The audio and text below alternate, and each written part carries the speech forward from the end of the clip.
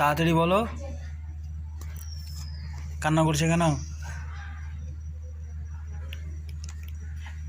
দাঁত পচা বলেছি ওই কারণে? হ্যাঁ, ও দাঁত পচা বলা যাবে না তোমাকে? কি বলবো তোমাকে? দাঁত ভালো? কি বলবো?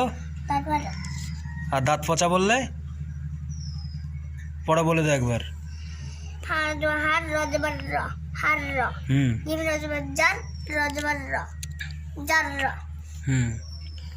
তুমি কান্না করছো তাহলে?